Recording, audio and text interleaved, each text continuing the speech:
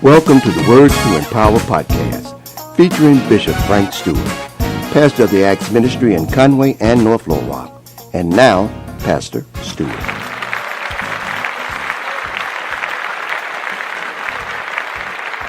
I told you the season of quietness is the most important season, because it's in the season of quietness you're able to discover who you are. In private, when you close the door with your oil, in private, you find out what you really have buried deep down inside of you.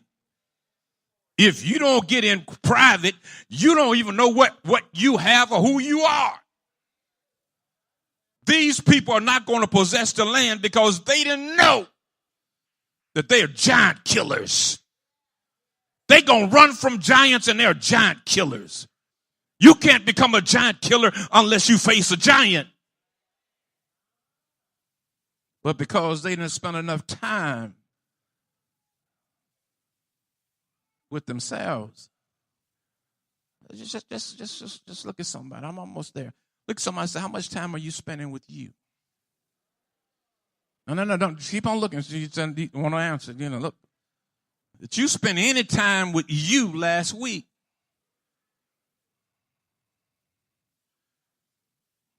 Facebook don't count. Instagram, Twitter, none of that counts.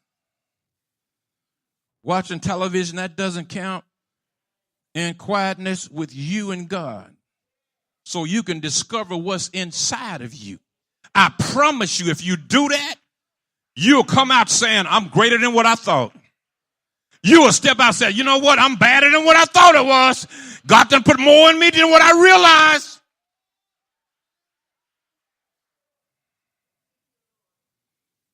Watch this. Verse 20. Whether the land is rich or poor, whether there are forests there or not. See, that's strategic. We need to know if it's trees there.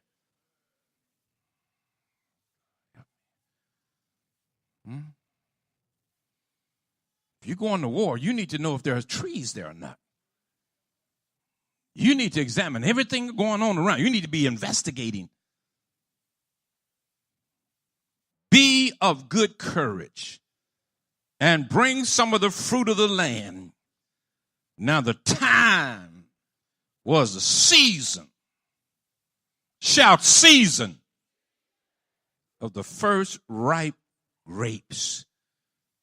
Verse 25. And they returned from spying out the land after 40 days. That's that season, 40. And God says, what I'm going to do, because you took 40 days and you murmured and complained, so every day I'm going to turn it into a year. It was yours. Just think about that. Think about all the stuff that God said I gave to you. Think about all the stuff that was given to us that we didn't possess. And now time done shifted.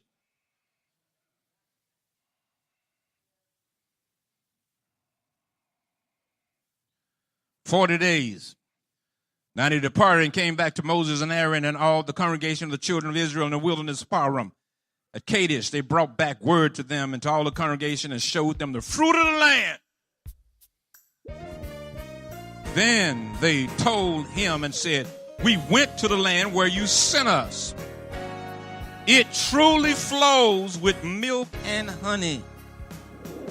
Stay tuned for more of Frank Stewart. And now for some special announcements. Thanks for partnering with the Acts Ministries. We value your service and your donations. That's why we've made it easy to make contributions to support our ministry. Simply go to your web browser and click the search bar and type in actsministriesonline.org. Then click Donate Online. It's really that easy. For mobile giving, text the amount you wish to donate to 501-302-4242. That's Simple Give. And now, more of Pastor Frank Stewart. You know what I just said? everything God told us is true. Oh, do you hear that? You got to hear that. Now transfer that to somebody. Look at them and say, everything that God has said about you is true. He said, you're more than a conqueror. It's true. He says, greater is he that is within you than he that is in the world. That's true. He said, you can walk through the fire and you won't get burned. That's true. Walk through the rivers and it won't overflow you, won't drown you. That's true. No weapon formed against you shall prosper. That's true. 1,000 shall fall at your side, 10,000 at your right hand. That's true.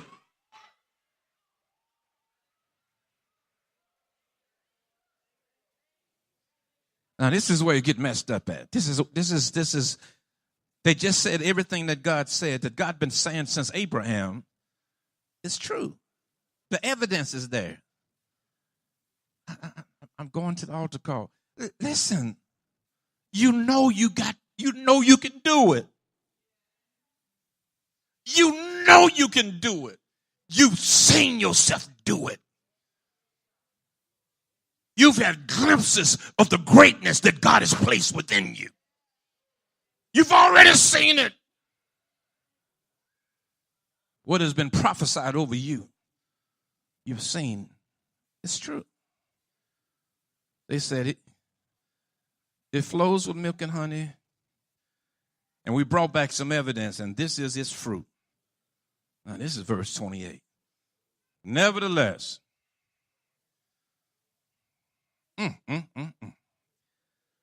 nevertheless, if I just grew up with my father, nevertheless, maybe if I'd been a different color, it's hard on us. Nevertheless, if I'd had a trust fund,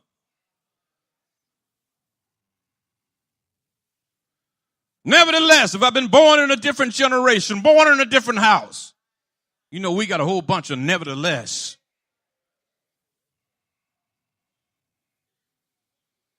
The people who dwell in the land are strong.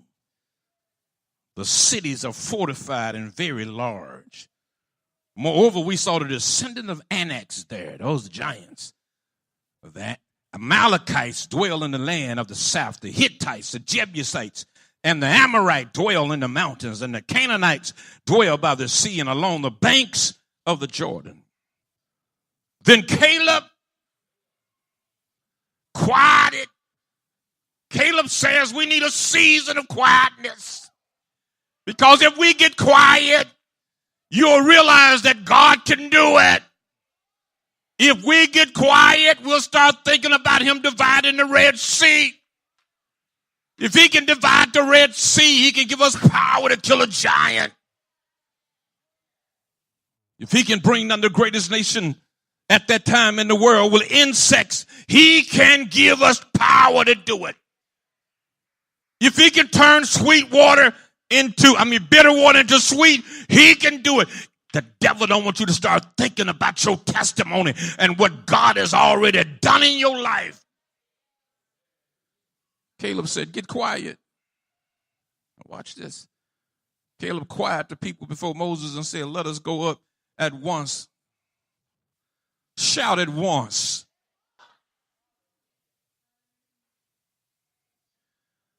See, this getting ready to be a separation here. It's getting ready to be a separation. You got 10 people say we can't do it. And Caleb said, let's do it now.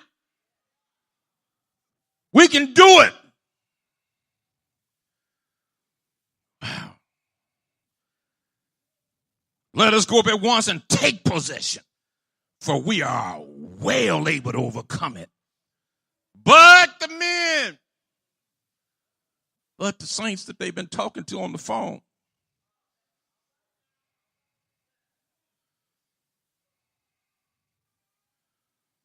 the murmurers and the grumblers, packed pew down.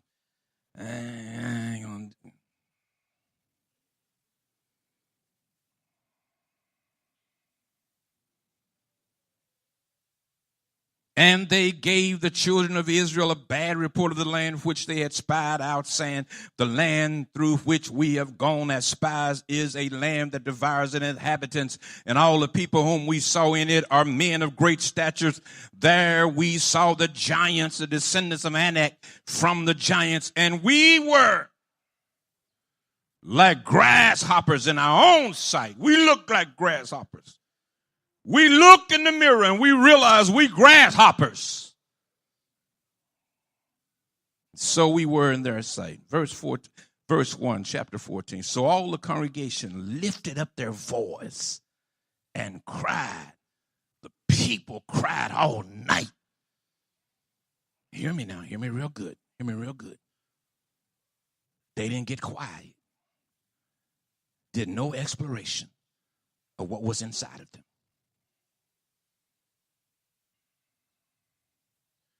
24 hours later, after they think about it, they realize we can do it. Look at that. 24 hours later, I guess they start thinking about the Red Sea and everything God had done. They begin to realize, hey, we can take. But it was too late. The door closed in 24 hours, and when they got ready to go up, God was not with them. We're in a season right now, God is saying, prove me. God's saying, prove me. He's saying, get out of church as usual and normal. He says, prove me. Move from churchianity to the Bible. God says, prove me. Make a demand on me. That's what he says in Malachi. He says, prove me. You want me to do something? He said, prove it. You do this and watch and see me do that. You got to know how to prove God. Jesus hadn't worked any miracles. He hadn't healed any blind people. He hadn't unstopped no deaf ears. He hadn't called the mute to think or to talk or anything. But Mary said, they don't have any wine. Jesus said, what I got to do with you? It ain't my time yet. But faith,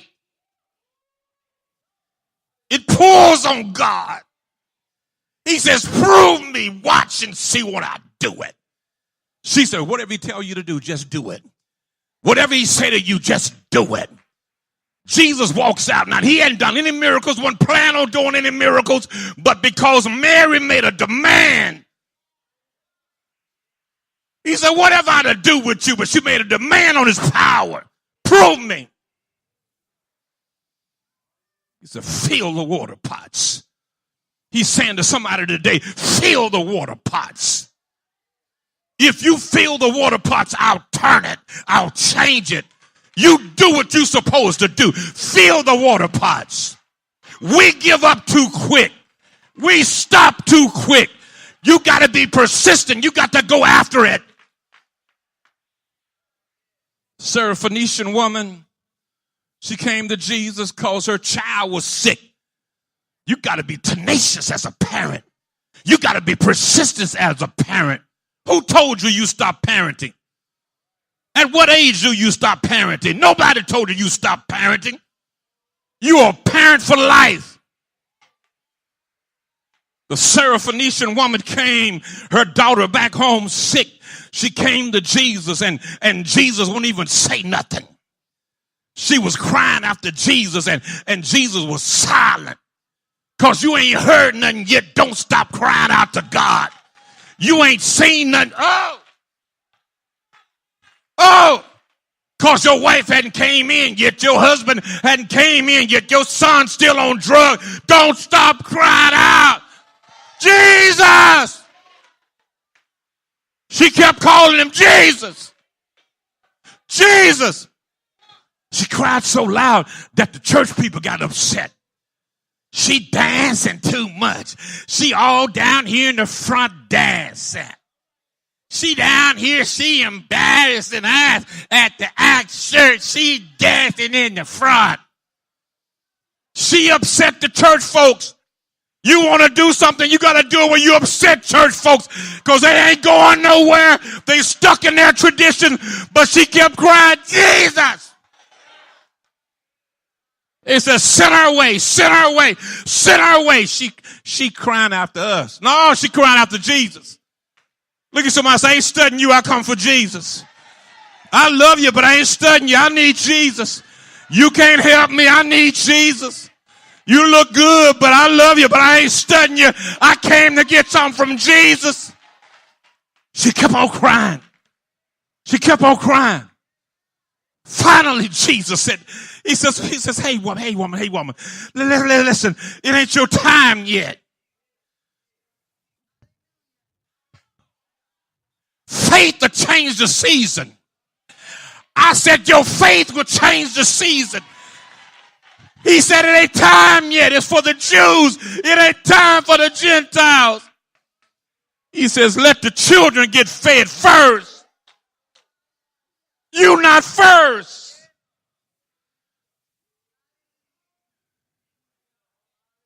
He says, shall I take the children bread and give it to dogs? He said, can I take the children bread? Think about it. Jesus called her a dog. Because she was. No. If you don't have God, you're a dog. We just don't say that in church anymore. If you don't know God, you're a heathen. You know what she said? She didn't storm off, use profanity to get mad. She said, yea, Lord. What you're saying is right. What you're saying is right, Jesus, but even the dogs, hey, even the dogs eat the crumbs that fall from the master's table.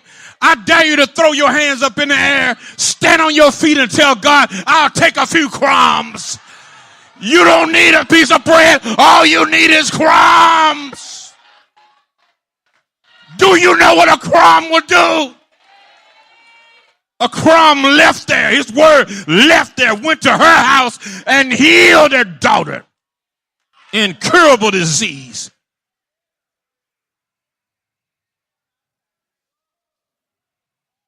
Hey! Woo! Her daughter was having a problem with the devil. You didn't hear me. I said her daughter was having a problem with the devil. Well, the devil was in her, she married the devil. Some of y'all getting ready to get hooked up with some devils. Some of y'all already hooked up with devils. But a crumb.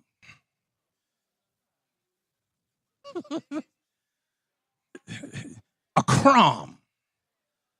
I mean a crumb. A crumb will heal cancer. A crumb will heal diabetes. A crumb will heal Alzheimer's. A crumb will heal HIV. A crumb. No. Listen to me. Listen to me, because he oh God, he messes it up. Listen to me. He says, here, crumb is representative of healing. He says healing is the children's bread. Oh, we got to go there. We got to go there. It's the 9th hour. It is finished. It's 2019. We got to go there. The world needs us to go there more than we need to go there.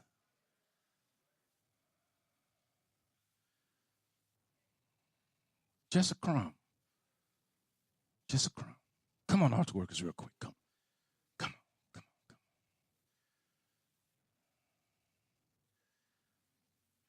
When you come with your hands up. Said, all I need is a crumb.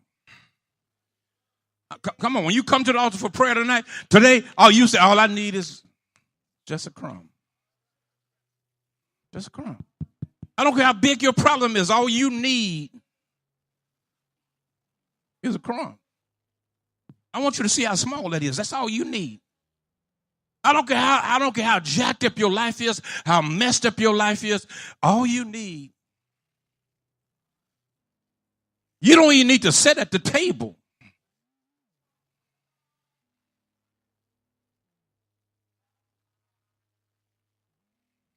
All I need is a crumb. Whatever problems you're having, whatever the situation is. She needed a crumb for her daughter. See, this is a different dimension of parenting here. The daughter, the mother came for her daughter. The Bible tells us the father brought his son.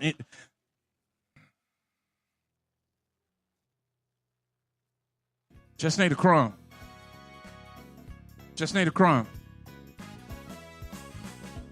Just need a crumb.